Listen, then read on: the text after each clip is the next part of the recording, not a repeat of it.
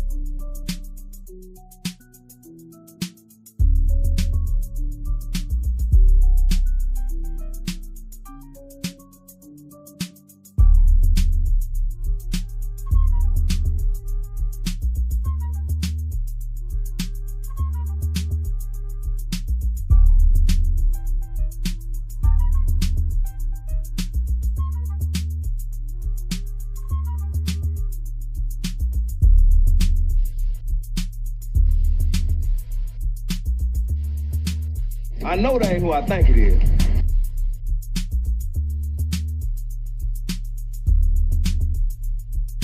You can kill all the black folks you want, baby, but you will not kill the freedom of black folks. It's coming. We're going to get it. We fought every one of your damn lousy wars, baby, and you give us nothing. Now the war is going to be here, but we're going to be free. Now you kill you want to, but we kill too.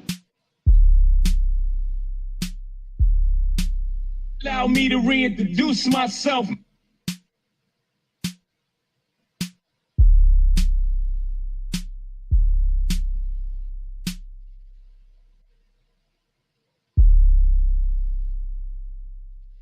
Y'all want to see a dead body?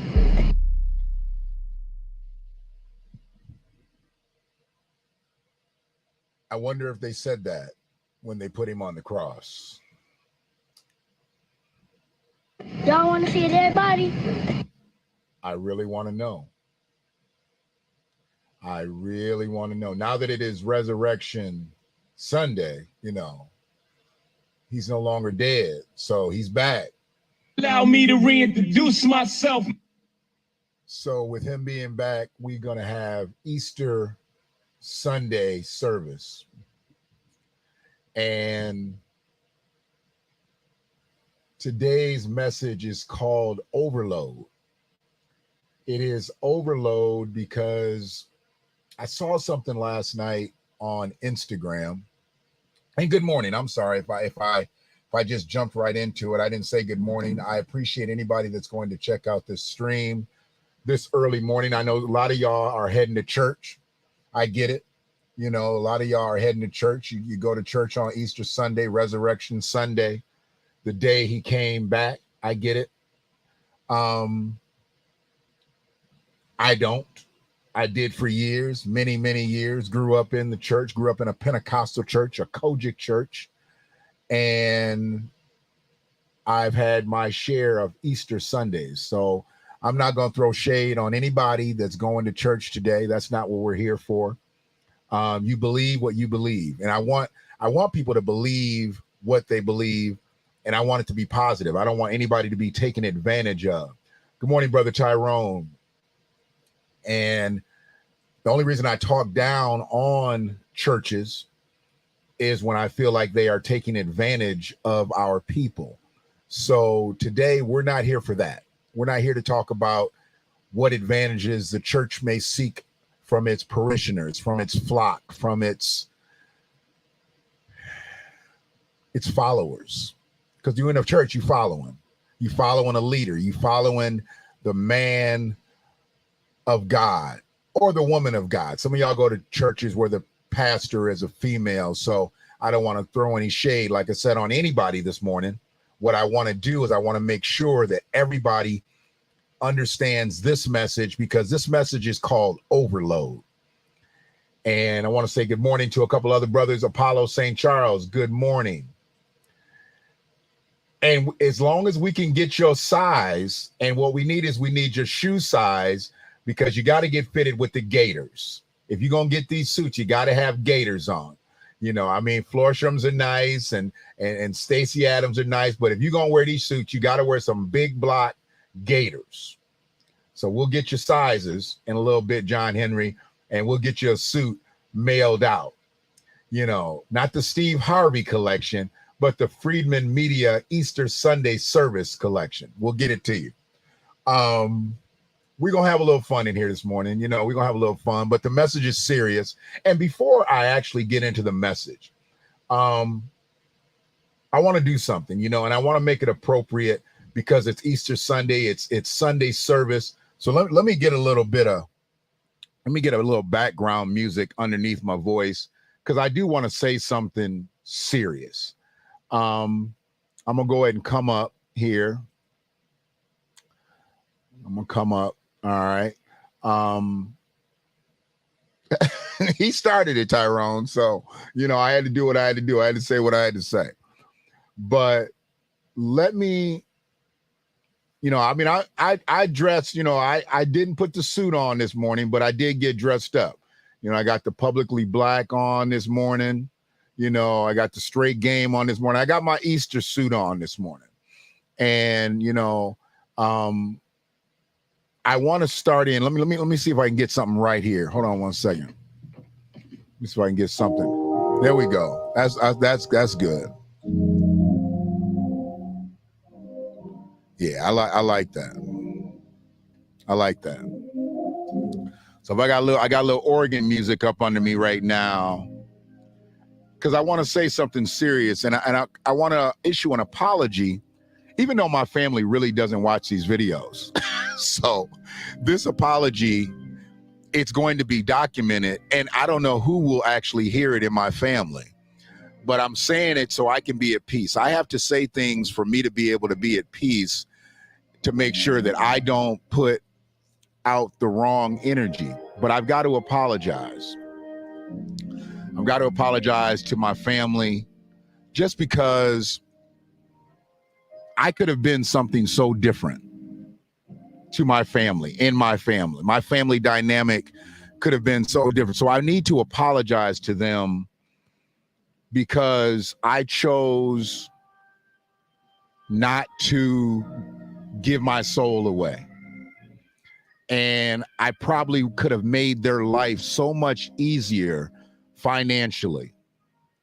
I could have given them the trinkets and gifts and things like that, where when you have opulence and you have disposable upon disposable dollars, you can do those types of things. And I would have lost myself. I mean, I'm be honest. I'm being very honest here. So me apologizing to my family right now is very serious, because I know that they really don't understand why I do some of the things that I do. And I get it. I totally get it.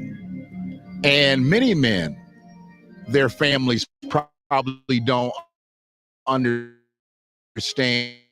they do things that, and I get that their families don't look at them truthfully the way I know my family has looked at me. I mean, I think my family knows that I'm pretty smart.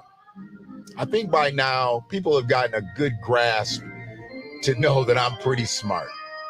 And I've done some things out here that people haven't done.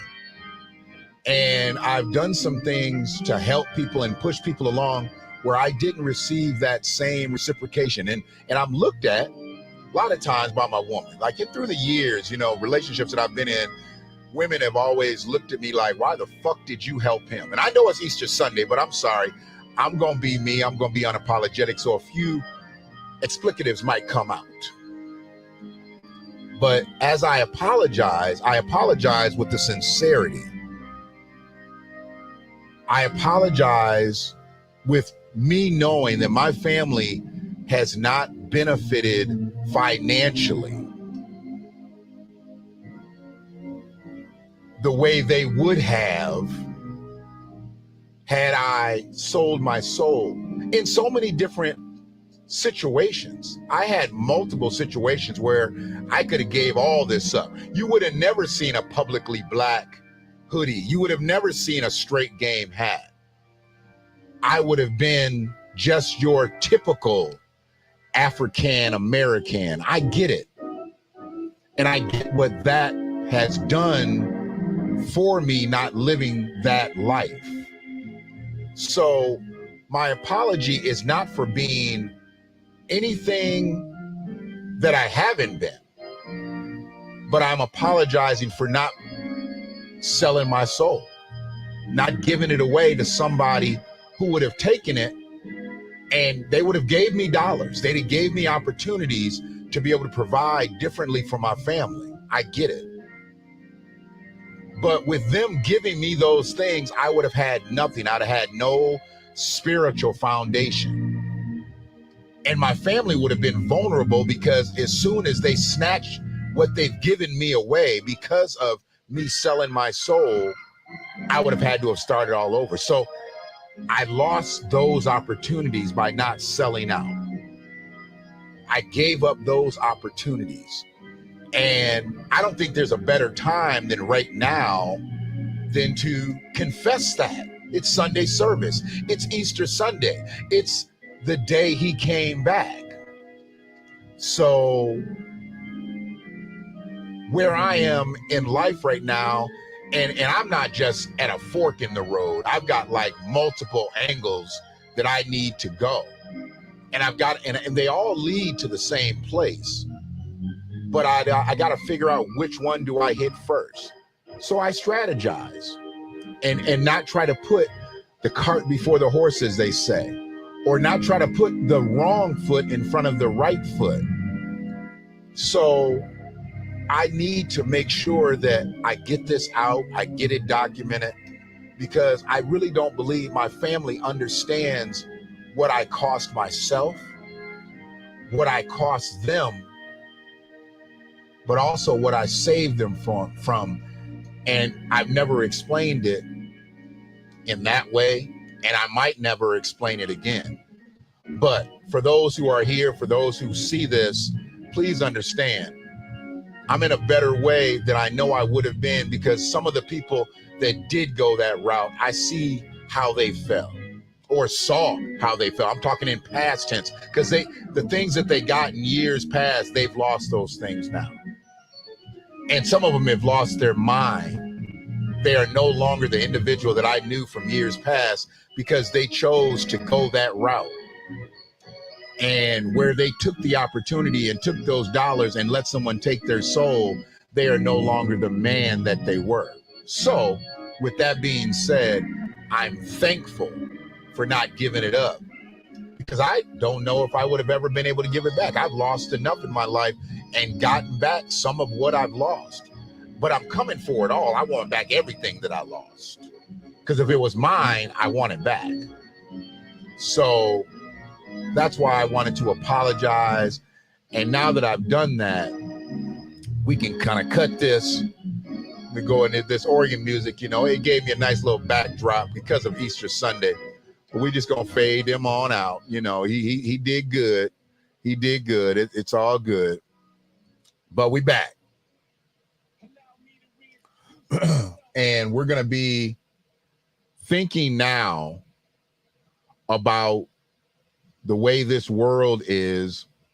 And I want to bring up the definition because if I'm gonna talk about it, I'm gonna bring up the definition. Allow me to reintroduce myself. You a little delayed there, Hove. You're supposed to come right in right after that organ music drop, and you did not. So let's jump right to this. Overload. Overload. Overload. Overload. A lot of people don't really understand how detrimental overload can be.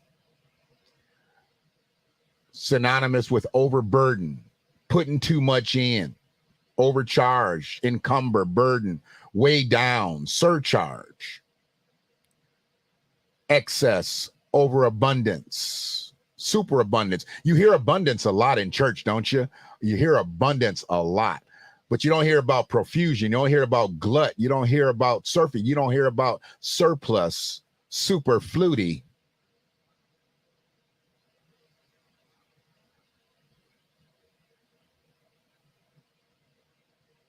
Too much, avalanche, deluge, flood, abundance, plethora. I love hearing people use that word plethora wrongly. It brings me joy when I hear people use the words wrongly. What'd you say, Apollo? Can we hit with the I'm not? No, we can't do that. See, we can't do that because I've never been. So I can't come out with I'm not no more because I've never been. But I get the message. I get the message. I don't have that. I don't have that drop. So, you know, and I don't think I would ever let that run anyway. I'm glad he's delivered. I'm glad he's delivered. I'm glad he likes women's now. But we don't rock with that on Freedman Media because I have never been, nor will I ever be. So we can't rock with that. But I appreciate your help. So overload. Overload means just too much. It means too much. I mean, that's just the way you break it down. All those other fancy words that you could throw in for overload, it means too much. And the reason I got to this message today, I didn't look in the good book. I looked on Instagram, and I was going through Instagram, and this app came up, and it said this. Hey, Pastor. I get a lot of stuff about church because I was connected to this company and we sold products for churches and, you know, anybody in the clergy. So I still get a lot of messaging. And now that social media has gone to where it's at, I get a lot of stuff through the apps.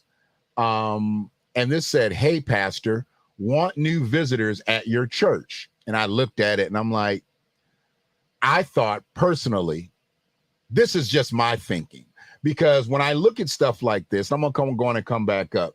When I look at stuff like this, hey, Pastor, want new visitors at your church? I'm already thinking janky. You got to understand, I'm already thinking janky when I see stuff like this. How you going to put this up online and let's say some man of the cloth, a man of God, sees this, should he actually click on this? A pastor, should a pastor actually click on this? And would you respect a pastor clicking on this? I personally wouldn't. I personally would not respect any pastor who would click on this, but I'm not a pastor, so I clicked on it, okay? I wanted to see what it was about. I wanted to see why somebody was out here basically recruiting members to the church. And how could they recruit certain members to certain churches versus other members or other people? Because they're not members. They don't even talk about membership. They talk about visitors, talking about upping your visitors to churches. Because this is what churches have become. Church is a business. My uncle told me this years ago. He said church is now a business. It's not as much about the kingdom anymore. It's about business. And although he was a straight arrow, and although his word was tight, he understood what church had germinated into. And as long as he stood where he stood in the church, I understood exactly what he meant. And when I see other people lead churches and I see they're really just out here for the bag, which most of these pastors are, they're just out here for the bag, I get it. I totally get it. You're not any better than anybody else out here when you going for the bag and you not trying to bring people outside the church, evangelize to them, be that disciple that they need, because they're seeking redemption. They're seeking sanctity from the world. They want to be in the kingdom. But pastors don't really care about that anymore. They care about the numbers. They care about the numbers. And speaking of the numbers, I appreciate everybody who supports Freedman Media, you know, whether it be through your viewership or through your pocketbook. Cash App is Freedman Media. PayPal is Freedman Media. Whether it be $1, whether it be $5, whether it be $20, whatever you feel free to support. Absolutely. And I felt like it was appropriate to put it up here today because it's Easter Sunday and every other minister got his coffer out. I might as well put my offering plate out. Not demanding, just suggesting. If you want to see the platform grow, help us do so by supporting Freedman Media. Now, back to the message. Understanding what I looked at last night, I just didn't understand why a pastor would consider looking at this app. But what this app was saying it could do was it could actually bring people in. So it does like promotions for your house of worship, you know, for God's house. And it would push members, like they've got marketing packages to push people towards your church, towards, you know, I mean, people that live in your jurisdiction. I'm sure there's some database things that you get names and things like that, and they'll send mailers out. But it just didn't make sense to me when it said, hey, pastor, want new visitors to your church. Because as a pastor, don't you want members? Do you want members or do you just want visitors? This is what got me. This wasn't talking about growing the church. This wasn't talking about growing the kingdom. This was just talking about people visiting and bringing in more visitors and more visitors and more visitors. And then when you get to the end of the message, and they had a typo, I'm glad I screenshotted it because I know what they did. I know what they meant, but I still saw the typo. Bringing it back up a little bit so you can see it. Want us to give, and it should be, want us to give you our method that will have your church on visitor overload.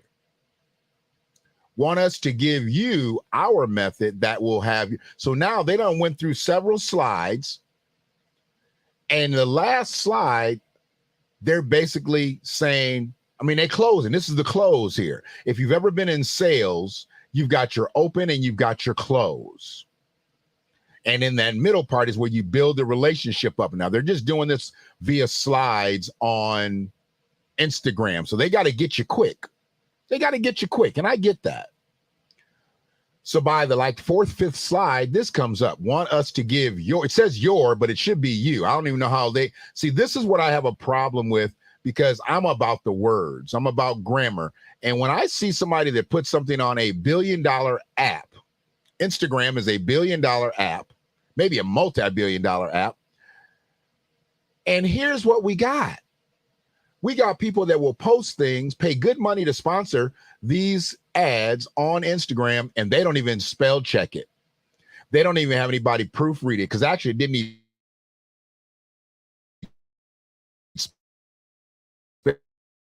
spell check. It's actually spelled correctly, but it's they put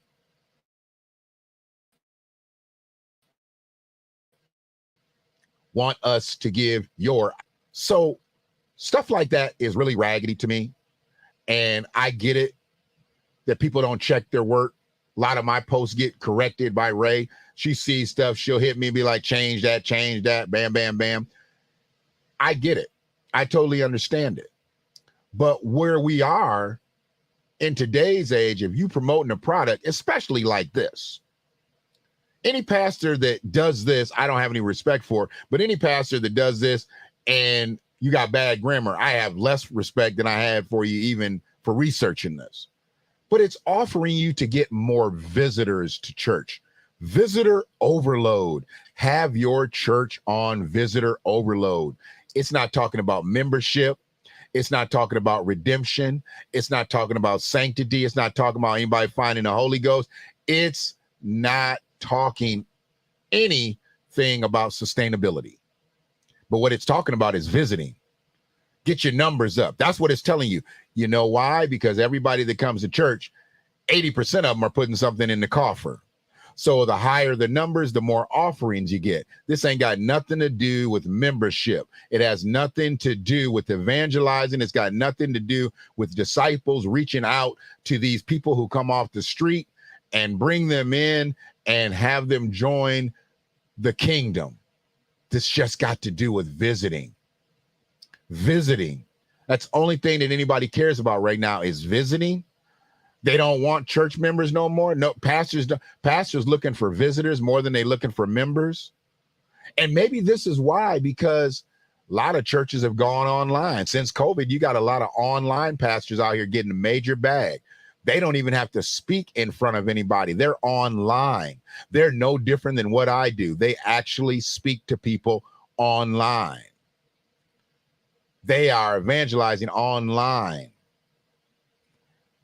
The people that they consider disciples are actually online doing how you literally laying hands on somebody. How's that olive oil getting to the foreheads out there, pastors? I know it's a game. I get the whole hustle. I get it. But really, that's where we at with this. See, and that's why I have no problem with putting images like this up to start the stream. Because this is all it's really about. Who gonna wear the loudest suit today? Who gonna wear the loudest dress? Who gonna wear, hopefully the suits are gonna be worn by the men and the dresses are gonna be worn by the women, but I know some of y'all gonna do different out here.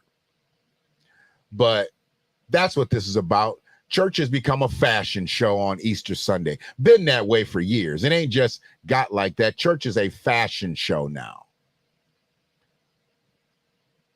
Got to dress the best on Easter. So you pull up, hopefully your car is clean. Everybody used to wash their car back in the day, make sure their car was clean. You know, you had to make sure the car was clean, your suit and your dresses and everything was just top notch. For Easter Sunday, for the day he came back, people were more concerned about what they looked like on the day he came back than anything. Now we've gotten all the way to where it don't matter about the day he came back. They just looking for more visitors. And they know y'all want church is about the numbers. Church is about the numbers. Memberships, maybe, but they really just want visitors. They just want to fill them pews up. And then they start running off them offerings. You got your Sunday school offering. You got your Sunday service offering. You got your building fund offering. You got your Gideon offering. You got your benevolent offering. There's so many offerings out here in these churches. You offer, and people out here paying something in every single offering that there is. They putting something in it. I see it all the time. Not from a personal standpoint because I'm sitting in the pews anymore, because I can't do that. It totally goes against my bylaws. And being a member of a church, been there, you know, being somebody that held positionings in church, been there. I can't do that no more. Can't do it no more. Just because I know the game. I understand, and that's why I'm not going to shit on nobody that goes to church. Y'all do what y'all do. But don't let nobody lie to you. Don't let nobody lie to your family. Don't let nobody lie to your kids. Women are still the most vulnerable beings when it comes to church. They're still the most vulnerable beings. And when pastors get up in women's ears, women are out here listening to pastors way more than they listening to their husbands. I've seen that firsthand. I speak from experience on that. And when a church is more bent on having visitor overload versus having spiritual overload, where you go? Where you go with that? What can you do with that? They don't really care about your sanctity. They just want to make sure that those pews are filled on Sunday. But as we know, most churches today, it's about this. It's about who looks the flyest. You know, I knew people back in the day that they had a certain car. It wasn't like it was just the Easter car, but they had their car that they would drive special days. They made sure they pulled that whip out for Easter. I remember seeing families like, if a family like had a Corvette, but they had kids, they would show up with the Corvette. They would show up with the Corvette, and the kids, the one who drove, would follow them in the family vehicle. But that Corvette, they knew was going to catch everybody's eye when they rolled up to the church. So they rolled in the vet. They rolled in the vet. And then the kids would roll in with the grocery getter, and that's just where it would be. So it's not a matter of somebody else telling you they want you to be that way. You that way because you want to be that way. You're not in any other position when you go to church other than the position you want to be in. There is absolutely nobody moving you to do anything. But if you follow on a pastor, if you follow on somebody and you're not living it for your family, you are absolutely one of these type of people. Hey, pastor, want new visitors at your church? And then it gets to the point where visitor overload is something you'd like. You like the crowds. You want to see the crowds, because you want the crowds to see you. That's what it's about. You want the crowds to see you. People love that. When you walk up, man. I know that ain't who I think it is. That's what you want people to say. You that guy. You that lady. It just ain't me. It just ain't in my mind. In my mind. This is something that's real. It's something that I know. It's something that I see. So I'm thankful for Resurrection Day to come around, because this is something that needs to be talked about. This needs to be talked about just like we need to talk about why another Norfolk Southern Railroad train derailed. We just had another derailment. We need to talk about those things, of course, but I need to talk about these things because these are boots on the ground things. Why are so many people caught up in church, but church ain't caught up in so many people? This is talking about visiting churches. And this is something that is huge. People want to get their numbers up on everything.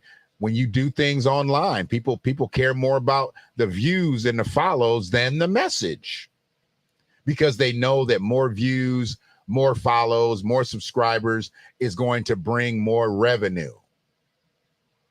But you could have a small following, but if they gave in a great level, what about that person that has a bunch of followers, a bunch of subscribers, but he never gets any type of contributions to the platform? I've seen it. I've seen it both ways. So for the folks that come in to a church today for Resurrection Sunday, allow me to reintroduce myself. I don't know if they're playing that in any of these churches, because I mean, you know, when God came back, he just reintroducing himself, right? Allow me to reintroduce myself. Please make sure if you're going in there with the right spirit. You're not just there for Resurrection Sunday.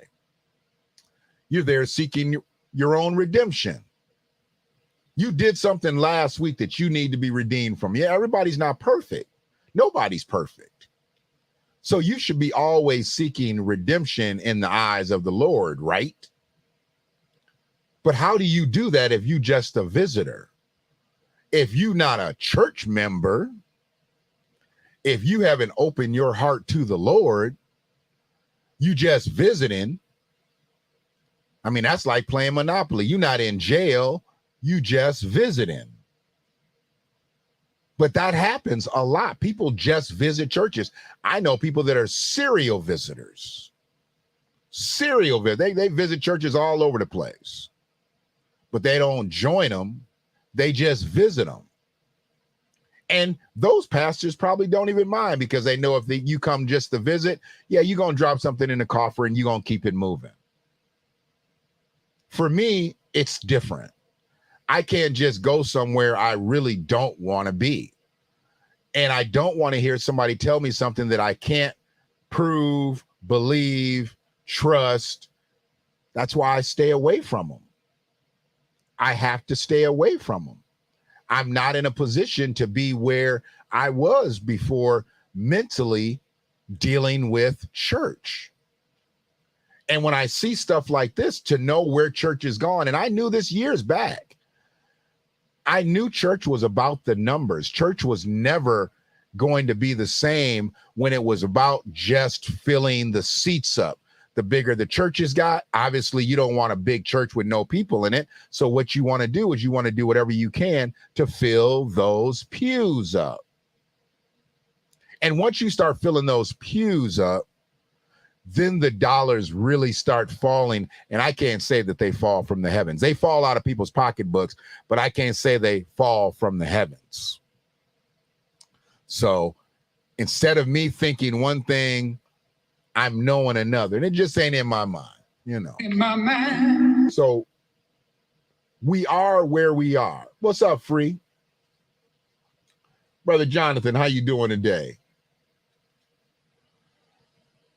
So looking at visitor overload and then going back to the definition of overload, do you really want visitor overload? Do you really want to be in a position where you have a profuse amount of visitors, that you are gluttonous to the point where you have too many visitors? You have a flood of visitors. You are weighed down with visitors. You are burdened with visitors. That's what overload is. That's exactly what overload is. Super abundance. Yeah, them coffers will be super abundant. But do you want visitor level to be super abundant? Can you really, as a man of God, as a woman of God, can you really talk to all those visitors? I don't think so. Most pastors don't even talk to some of the members in their church, let alone visitors. But this is what overload means. And when they say that you're going to get visitor overload by getting this program set up and letting them run it for you, why would you want something like this?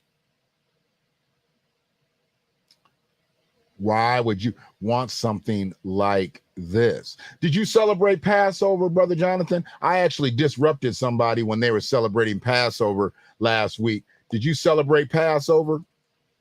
Now that I know that not to call them around that time again next year, but I don't know. I didn't know if that was something that you celebrate or not.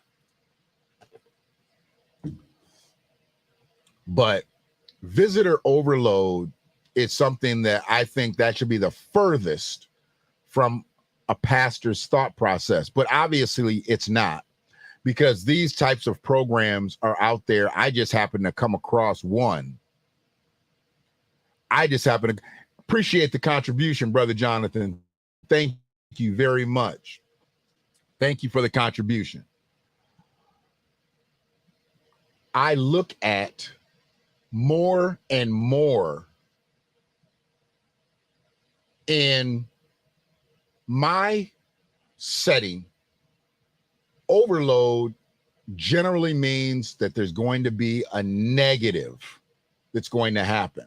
Now, I've been overloaded with some good stuff before, but then I've got to kind of find my peace with that, because you can have so much good abundance. You want to make sure that you identify and you acknowledge everything that you've received. Just like I just got a contribution from Brother Jonathan Lax, I immediately said thank you, because I don't get very many contributions. And when I do, a lot of times they may be off of the set. So I don't say them off the set. I appreciate a person being on the live, contributing, and we right here. So I absolutely appreciate the contribution, but I appreciate more that he's here for the message. Absolutely. You see where I'm at, brother. You see where I'm at. So, you know, and they getting up there too. They gonna make me get a Keurig. I've been talking to a lot of the baristas at Starbucks just to break camp for a quick second. They said they've been having a lot of problems with retention since the unionizing of these stores. Starbucks is kind of ratcheting down on some of their policies. And I don't believe a lot of these people understand that becoming a union, it was going to somewhat tear you away from the company, because now you are an entity that the company has to deal with. Understanding unions. And I tried to make it, you know,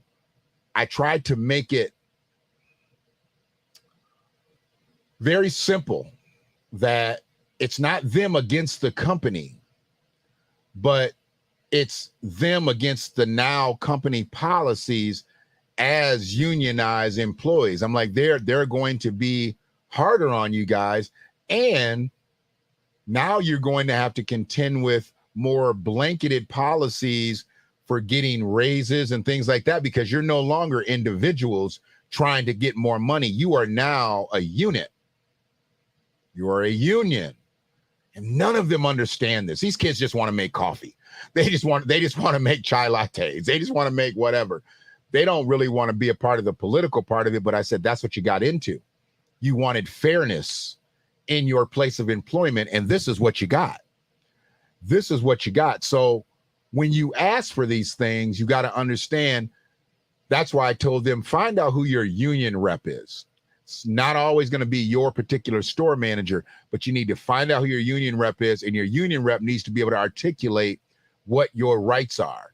And if they can't do that for the whole faction of employees, y'all need to get a new union rep. 2-3 months in, they still didn't know who their union rep was. And now these stores are going over a lot of turnover because the rules are changing and Starbucks is demanding more. I think it's going to somewhat work against the company. I think they're going to have to be a little lax because you're only paying so much. You're only offering so much.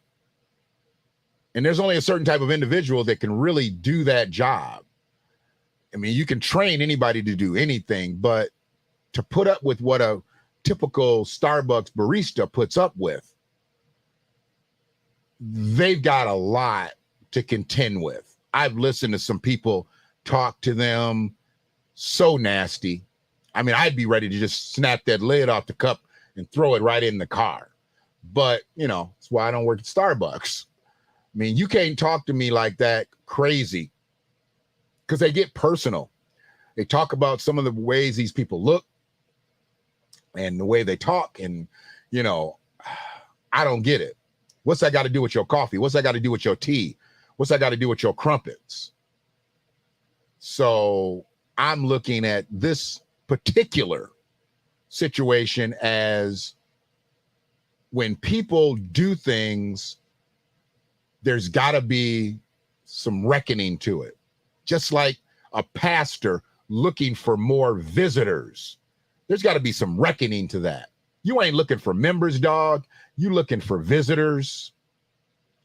You looking for visitors. I mean, come on, man. This is what's out here. This is why y'all in a situation that y'all in some of these churches that y'all go to.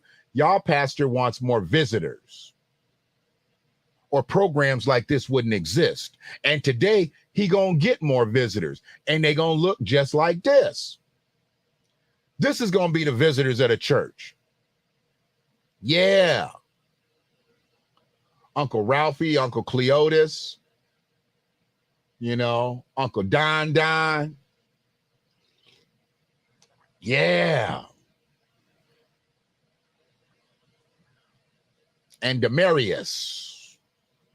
That's Demarius on the right. Got to be named Demarius with a suit like that. So I appreciate anybody that's going to digest this message as we continue this live, and everybody that's going to watch the playback. If you getting ready to go off and you putting your best threads on, and man, you're lacing up and slipping on your big block gators, do what you got to do. I'm not here to talk about you in a negative fashion today, but I am here to talk about some of these pastors who want visitor overload. If you're not evangelizing, sending your disciples out into the world to bring back people into the kingdom of God, what are you doing? You're just looking for visitors? Really, y'all? Really?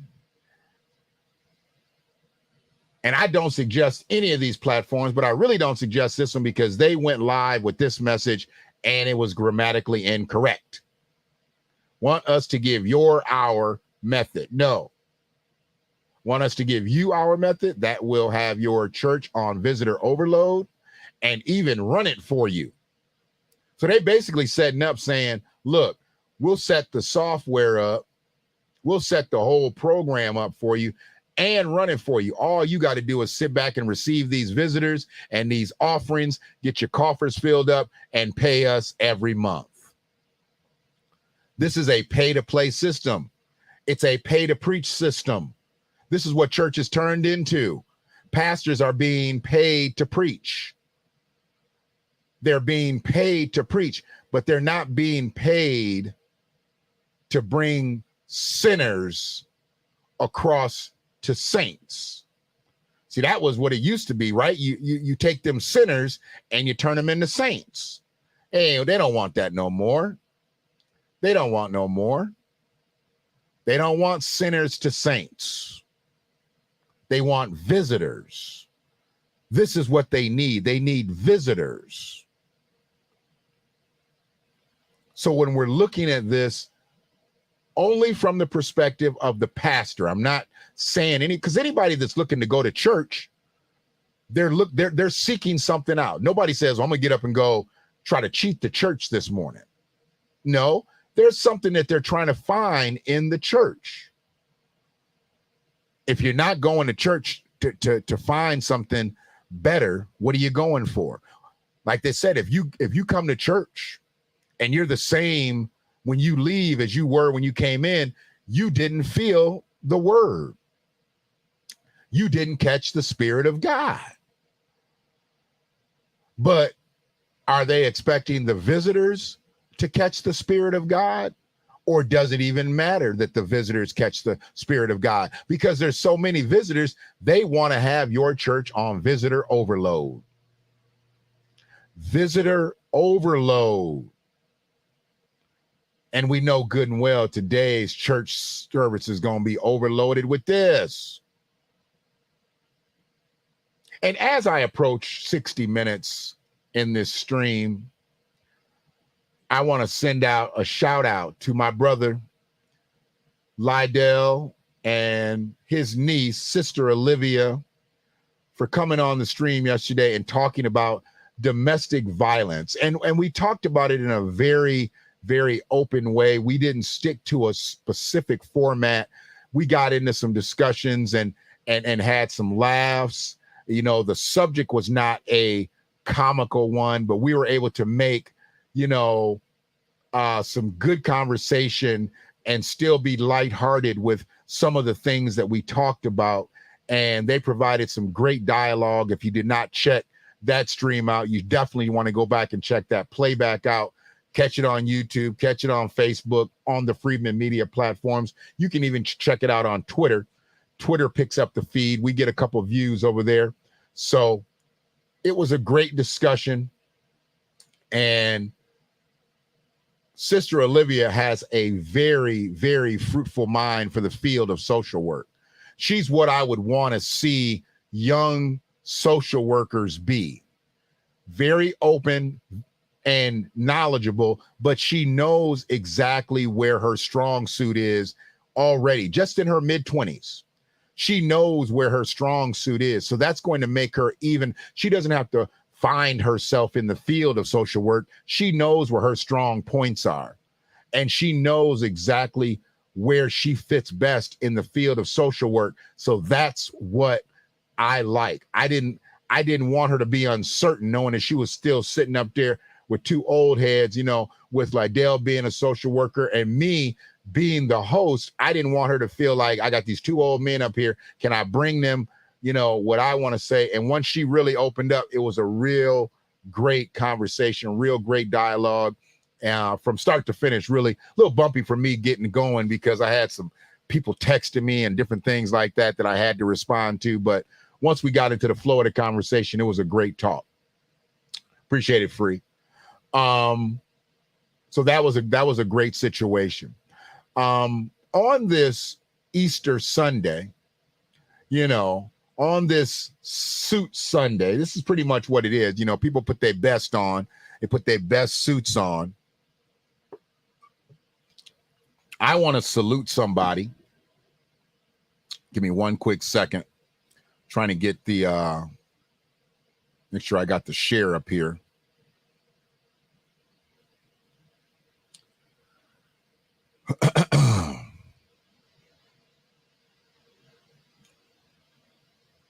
Sure, I got the share.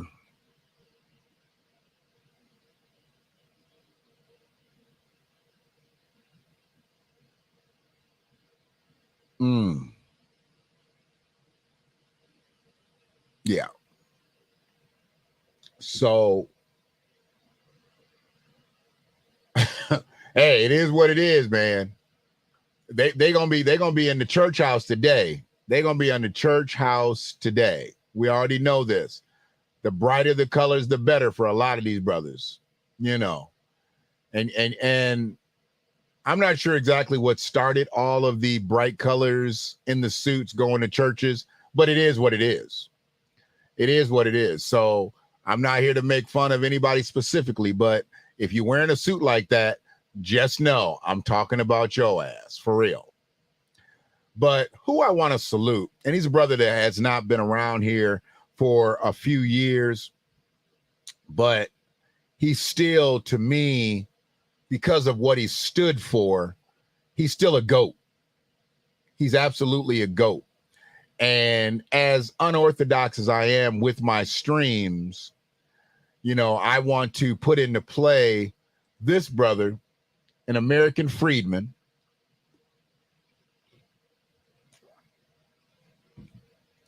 Brother Tony Gwynn, the late, great Tony Gwynn.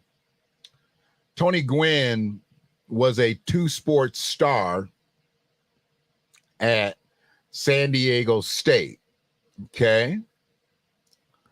And he is still the all-time assist leader for San Diego State. Now, he left the land of the living back in 2014, so he's not able to hear this message, although he might have not been checking in. Had he still been here, I'd have just probably tried to find my way to him.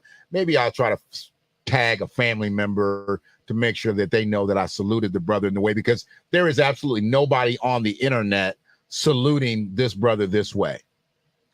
But Tony Gwynn had 590 assists as a San Diego State Aztec in basketball.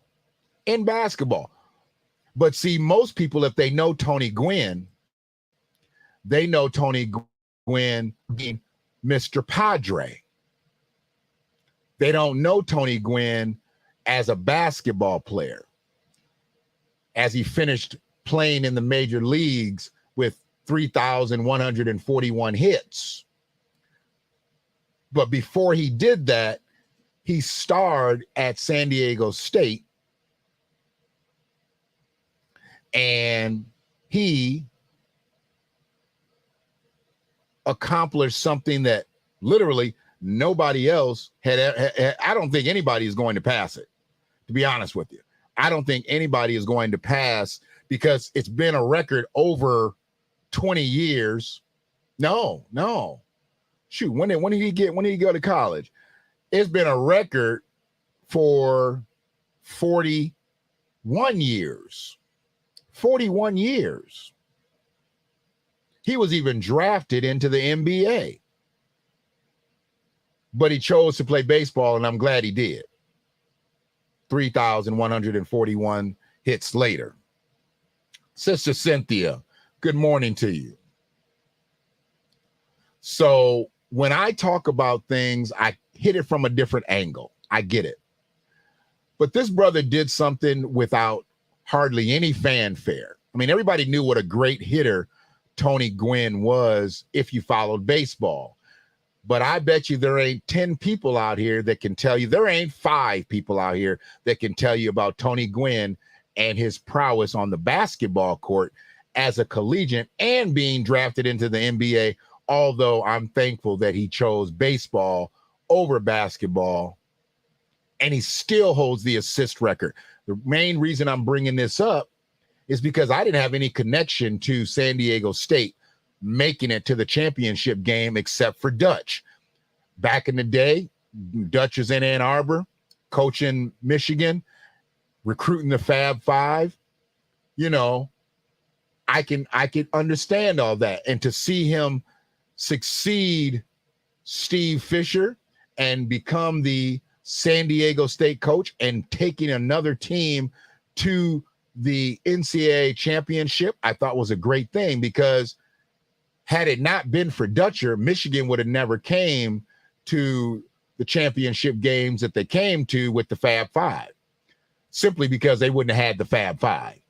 Brian Dutcher recruited the Fab Five.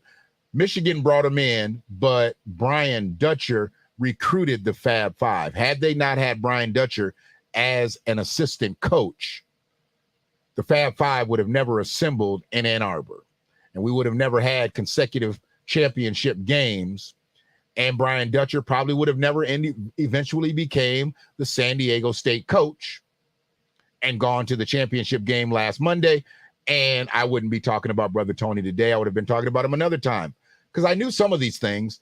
It just brought back the memory. I remember when someone said that he was a hell of a basketball player too. This just brings it all to fruition, or full circle, as it were. So that's my man, Tony Gwynn. I love him. I know that ain't who I think it is. So what I want to do is I want to continue back into overload. Overload. And yes, we are there. We are there.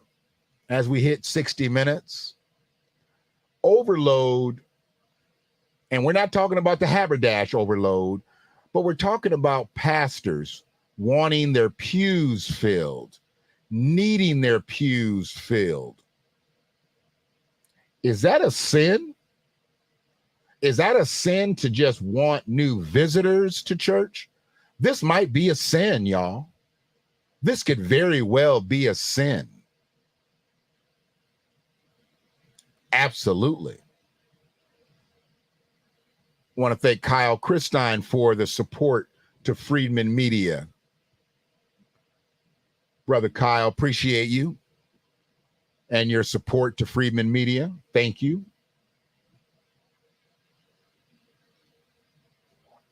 I don't ask for money.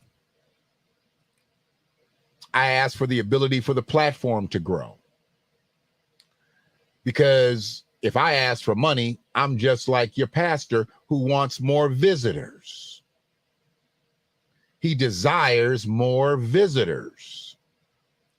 He wants visitor overload. He wants them pews filled. He wants to be able to pass those baskets around and to have them come back abundantly filled with dollars and envelopes filled out with ATM and debit card and credit card numbers, checks. Old ladies still putting checks in church. More old ladies put them checks in church. They make sure and they you know, they get them checks in. I've seen it so many times before. She gets her documentation that she gave to the Lord. And what she gave to the Lord, she expects back in return with blessings. Are the pastors expecting blessings when they get these visitors, when they get their church on visitor overload? Are they looking for abundant blessings, or are they looking for abundant problems? I mean, if you are on visitor overload, but you are not on member overload, are you out here sinning, Pastor? You just want people to come to make your church look bigger than it is, fill up all the seats, drop that money in the coffers, but you really only sitting on a couple hundred members, but you put 500-600 in there. You filled up all the pews. You want to fill up your pews with all of this? This is what you doing, Pastor? I mean, I don't have a problem with it because I don't belong to the church and I don't have a dog in this fight. But when I see something, I'm going to say something. And I think that is wrong. I think that is wrong for any pastor, any clergyman, any man of God to want visitors and not members. How do you get them out of the world and bring them into the kingdom if they're just going to visit? They're not going to join. And how do you get to them all if you're on visitor overload? You can't get to everybody when you're on visitor overload. I don't want a pastor out here multitasking with visitors.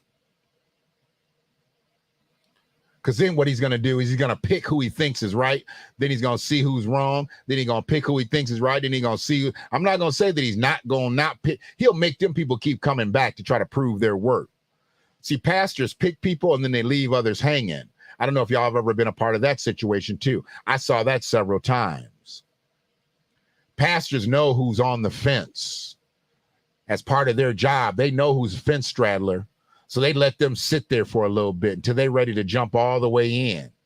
And then when they're ready to jump in, then that's when they'll put their hands on them. That's when they'll put that olive oil on them palms. That's when they'll do that. I've seen that.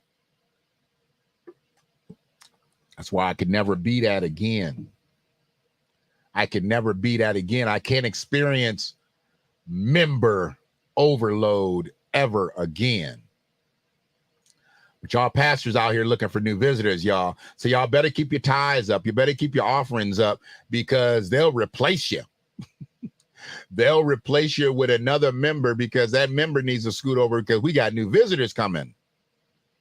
And they got to get ready for the new visitors, because this is the type of thing that pastors are buying into. And I don't care what kind of church it is. All these churches want to fill their pews up. All of them out here like Ike Turner. Got to write these songs. I got to fill these pews. It just ain't in my mind. In my mind. I'm trying to tell you, it's some real stuff out here. So it is what it is. Well, coming near the end, coming near the close, this foolishness here, and I'm going to call it foolishness right off the bat. I just feel like somebody is trying to pull the wool. Somebody is trying to pull the wool, and I don't know who is going to go for it. I hope that it doesn't ever see the light of day in a court system, because I believe it's as fake as some of these pastors. I believe it's fake. It's fraudulent. But I don't know how many people have seen this. I've seen it. I've read the story. I've listened to some commentary on it. And these females that have waited 45 years, 45 years to now accuse George Foreman of sexual abuse. Now they've upped the ante. They said, we want him to take a lie detector test. Now, I think George is like 75, something like that now. I believe he's like 75. They want George to take a lie detector test. I think they're suing him for like 50, 60 million, something like that. And they want him to take a lie detector test. And I don't know what the questions would be, but this is what this world is coming to now, y'all. This is what it's coming to.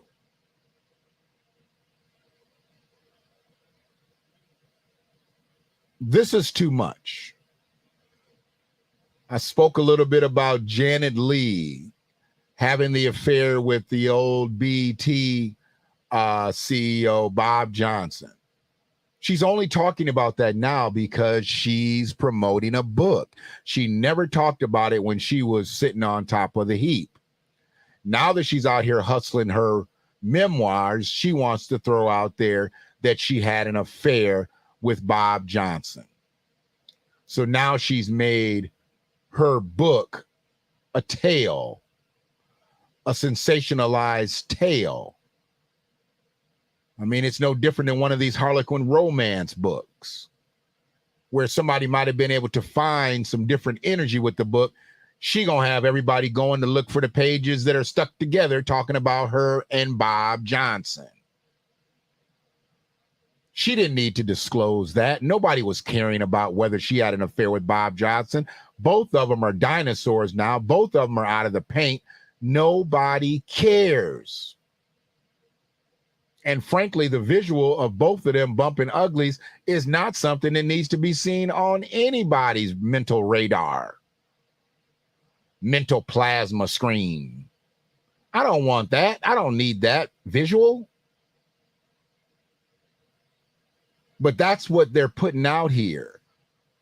This is how they promote things. Janet Jackson did the same thing. When she wanted to promote her book, she said some scandalous shit about Michael just to build up them book sales. How come the content just can't be the content? How come y'all got to put something else on it? Let me put something else on it to try to sell this book. Obviously, the book isn't what you want it to be. So to make people buy it, I got to make sure that I put a little something extra on it. It can't just be the truth, the whole truth, and nothing but the truth. It's got to be something scandalous. And now these chicks, 45 years later, sounds very Bill Cosby-ish to me.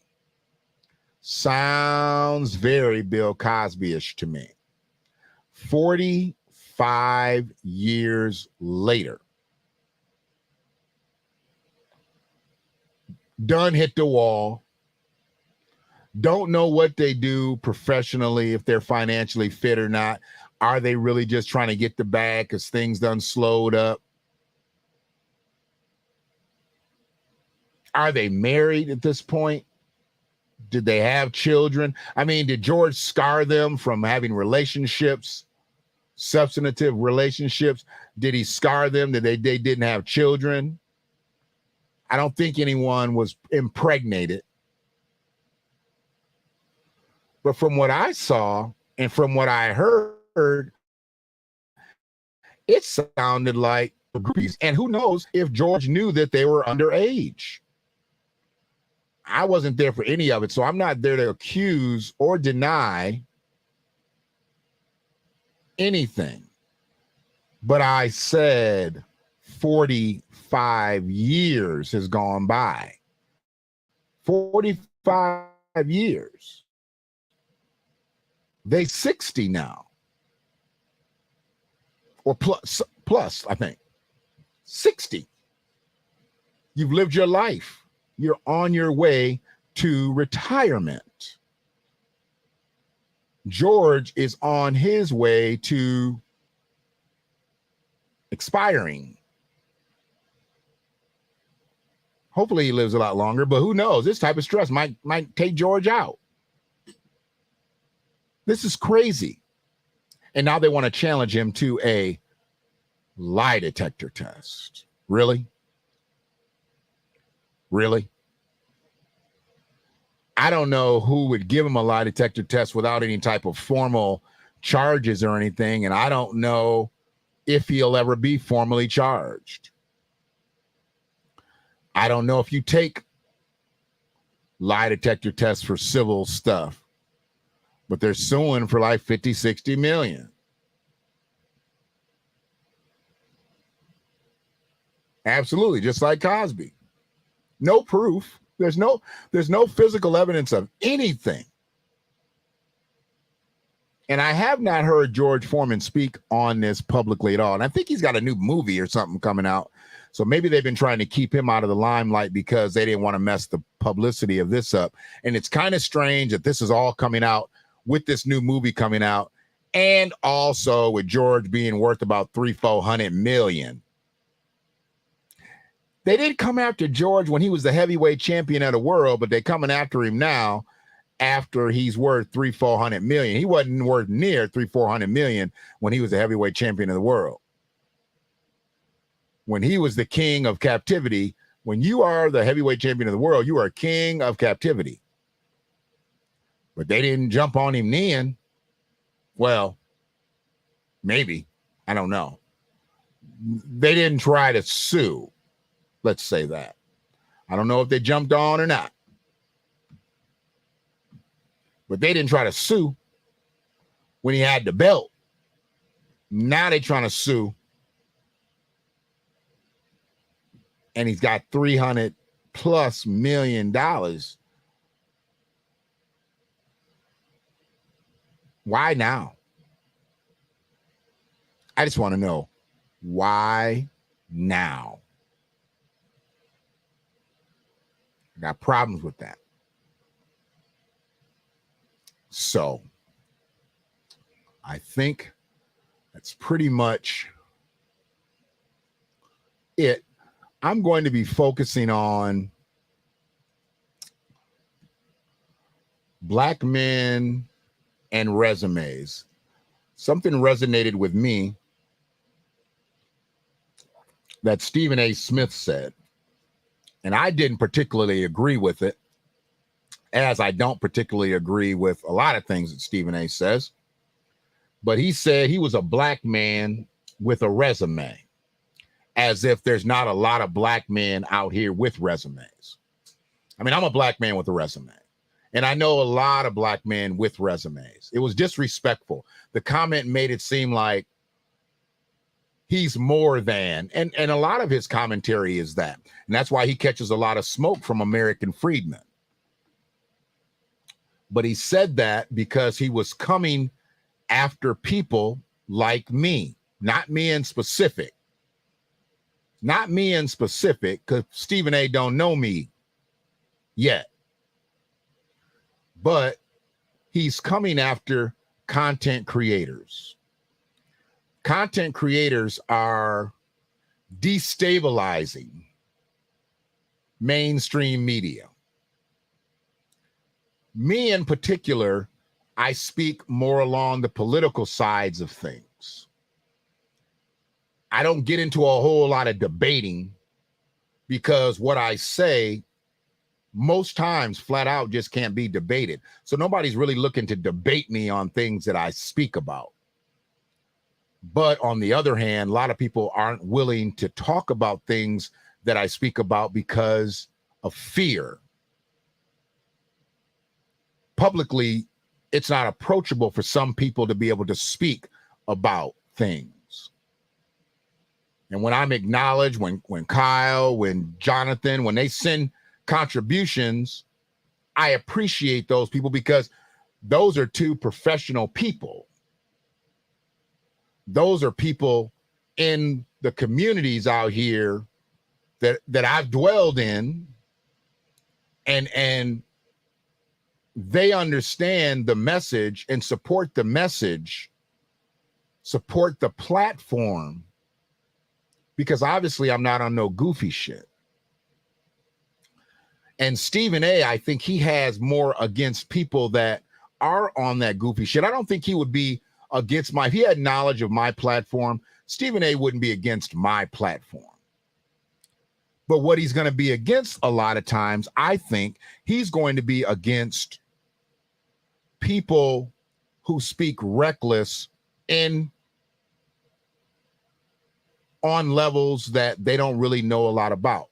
I tend to know about what I speak on. That's why I speak on it. I'm not one of those people that just likes to throw out random information that can't be proven. Generally, what I say has been proven and can't be debated. So I speak it in the way that the people that I'm speaking to can understand it. So when he said that he was a black man with a resume, this just really resonated with me. And any brother out here that's doing something, that's done some things, has a resume. And although it may not be in paper form, I've got a resume that's in paper form. Then I've also got a resume of things that I've done that I don't put on a resume and hand that to somebody looking for an opportunity. And the whole resume thing came up as well when I was talking about things that I used to do when I was in church. This is all kind of tying in to the message of overload. Back when I was in church, I used to write a lot of stuff that was needed for the church. And then I would hand some things off to my then spouse. And most people thought that she had written those things, but she couldn't write like I wrote. So she never decided, she never tried to. I would write the stuff and she would get the credit for it because she would be the one that would turn the stuff in. It was just set up that way. It wasn't that I didn't want my name on it. We just had different parts that we played within the church. And I wanted to protect my interests. And I knew that if it got put out there the right way, then I wouldn't have to concern myself being misrepresented. If I wrote it, I can stand by it. Somebody else writes it, I can't necessarily stand by it unless I know exactly what it is. So I look at having a resume as a good thing. And I look at those who don't have things documented, but they still have the skills and they have the experience and they have the wisdom. I look at those equally as good. Equally as good. I've got, and I've talked about this before, undocumented skills. I've got undocumented skills. And I'm not ashamed to say I have undocumented skills, because at the beginning, when I said that apology to my family, those undocumented skills have been just as worthy of acknowledgement as the skills and the things that I've done on my actual job resume. And if I didn't have those undocumented skills, I never would have had the ability to have the documented jobs and opportunities and show the skills that I have.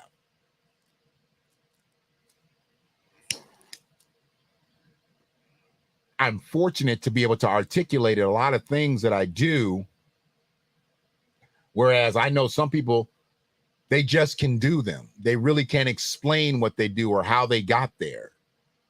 I can do that. I can explain pretty much everything that I do, how I got there, because there is a recipe, there is a formula to everything. Appreciate you, Free. And you just have to know that if you have the recipe, if you have the formula, that's why I don't like copycats. I don't like copycats. I don't like doing something and then seeing somebody, instead of bridging, they try to go do something and try to make it the same, but they can't make it the same because it really wasn't their original idea. So plagiaristic people bother me. Don't copy it.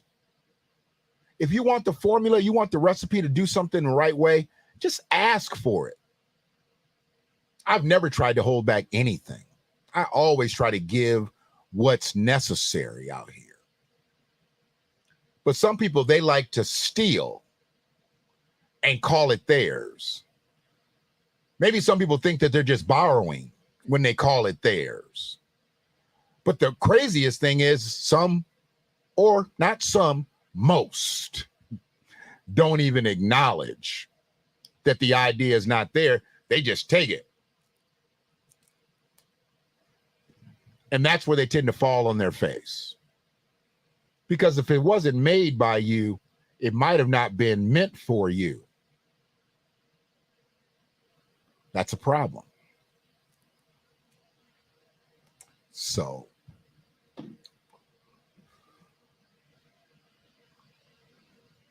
anybody that's got a resume, that's got documented or even undocumented skills, trades, abilities, whatever you want to say, you need to let that shine.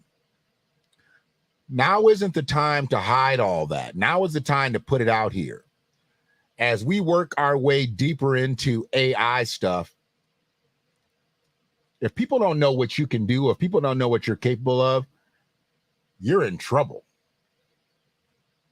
And there's going to be a tremendous amount of people who are far more intelligent than I am that are going to fall by the wayside. And just me knowing that, I've got to do what I've got to do to swim against that current to make sure that I don't fall by the wayside. And that's why I'm going to concentrate on the root and not just the flower. I've got to concentrate on the root. That's the only way I got as far as I got in this world. And I don't even know exactly where I am right now. Because I'm moving and I'm not going to slow down to just try to figure that out. I know I'm not stuck. I was stuck for a while.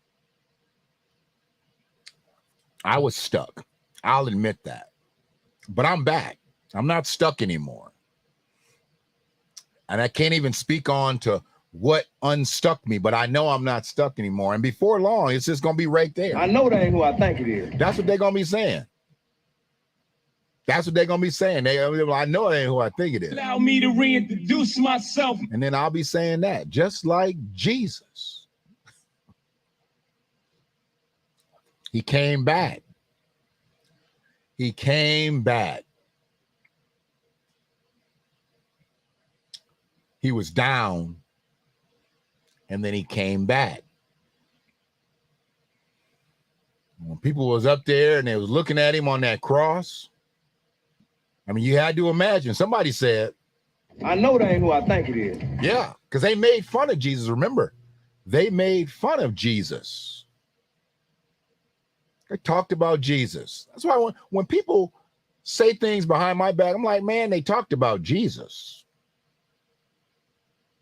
They talk negatively about Jesus. Why wouldn't they speak negatively about me? Even though I speak for the liberation of our people. When people start talking goofy stuff about reparations, I don't even let them talk it in my face because I'm like, dude, don't put reparations and low-income housing in the same sentence. That's not repair. Don't put reparations and SNAP benefits in the same sentence. In addition to your bridge card is not reparations. That's what you qualify for economically.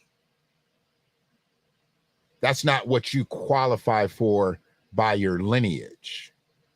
But we've got people that want to do that. We've got people that want to make you think you getting some type of government handout is repair, and it's not. Of course, we need health care, and we need substantive health care, mental health care, medical health care. We need it all taken care of.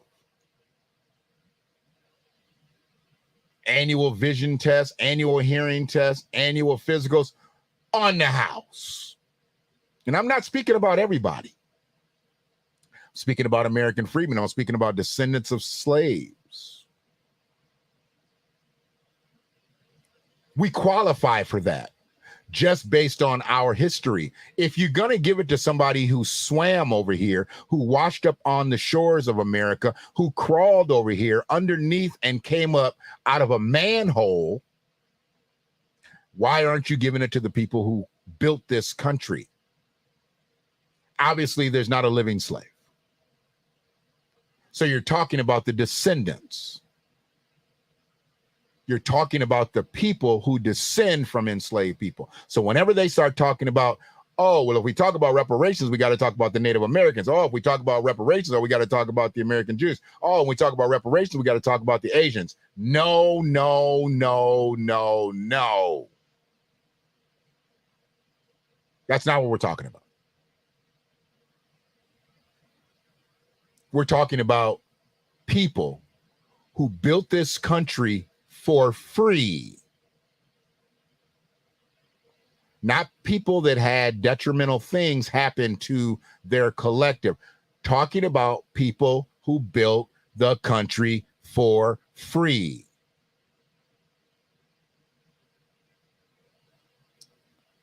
The debt is owed. It's now due. Time to pay up. And that's why states and cities and townships and towns, villages can't pay reparations. Although there are acts of atonement that can come from states, cities and towns and counties. I get it. And that's what we need to be seeking in our local politics. But the federal government needs to sanction reparations the same way they sanctioned slavery. Government sanctioned slavery led to government sanctioned abolition, led to government sanctioned reparations to enslavers. They paid the people who had enslaved people because they lost their cargo. We want all that back too. We want all that back too. In today's dollars, not what it was back then, what it is today.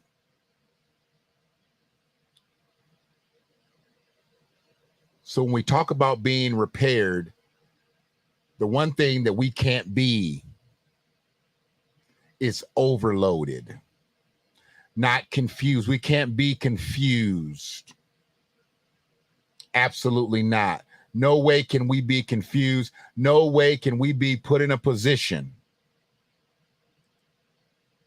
that we are flooded, that we have too much, too many. We are weighed down. We've been overcharged. We've been overburdened. We've been encumbered. Now we've got to fix that. But I don't think people are mentally ready to do so, because we've got too many people out here talking goofy, just like those legislators who got expelled. I ain't never seen them go into paint like that about repair. And I believe one of them is not even American freedman. He black, but he ain't an American freedman. So he might not even qualify for reparations. So it's probably not on his radar. But abortion was, gun violence is, but not repair of the descendants of the people who built this country. I'm sorry, I'm going to pass on supporting that. I don't want to talk about why they didn't suspend the white lady. That's dumb. Are we really concerned with that? Are we really in the dark of why she didn't get suspended, but they got suspended? Come on now. Stop asking rhetorical questions. Stop being dumb. Y'all asking questions like this. Hey, pastor, you want new visitors at your church? And you know that pastor wants new visitors at his church. He absolutely wants new visitors at his church. And that's why he's going to get them today. He might get some next Sunday. And he might get some for the rest of the month.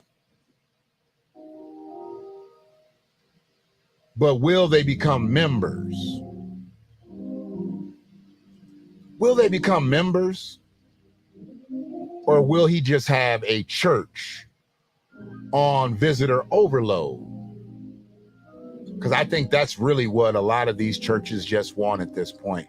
They just want visitor overload. They ain't trying to grow the church.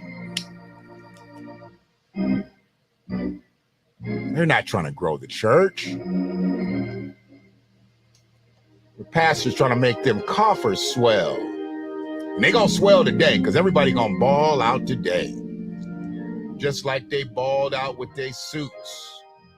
The church hat's going to be everywhere. They're going to have some big ladies going to have their church hats on today. It's a good day outside.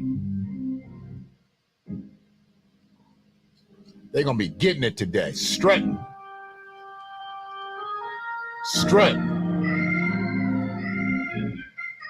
I hope that pastor gives you everything you want when you go to that church today.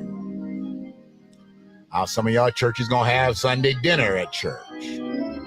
Make sure you get first and seconds and get you a styrofoam container to take home. You deserve it. You paying for that meal. So go ahead and get you some lunch for tomorrow, because you're going to spend all your money in the coffers today. Trying to keep up with the Joneses, because your church might be on visitor overload today. Visitor overload. When y'all see Uncle Cleophas, Uncle Demarius, Finest, One of them brothers got to be named Finest.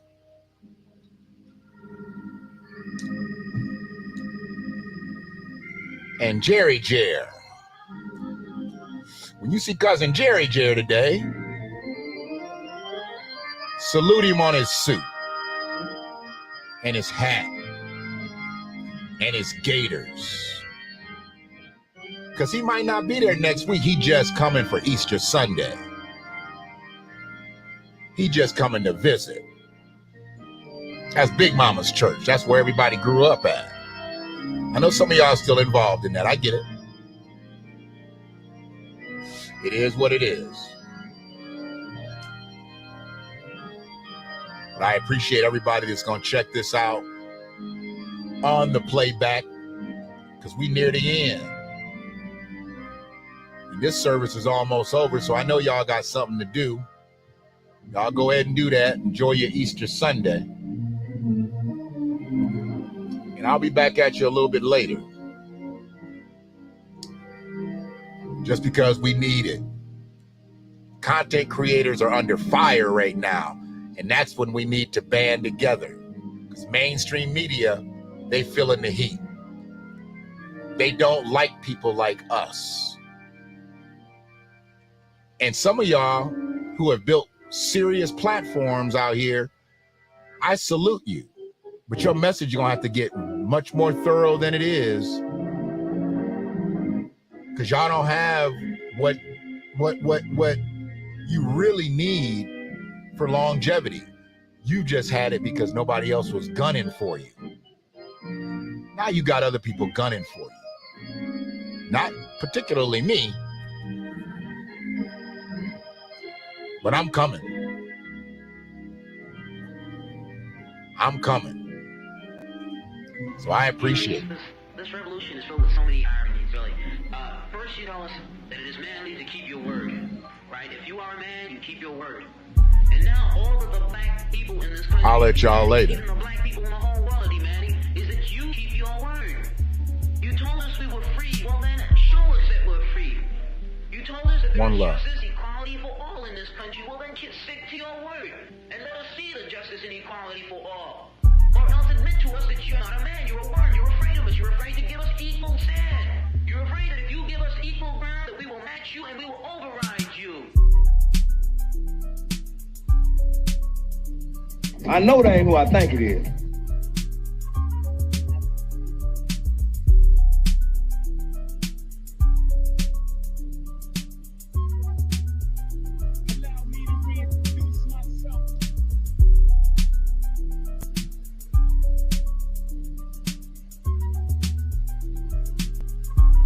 Allow me to reintroduce myself.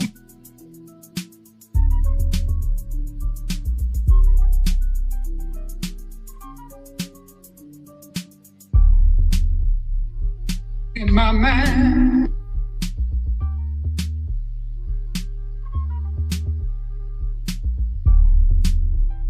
Y'all want to see a dead body?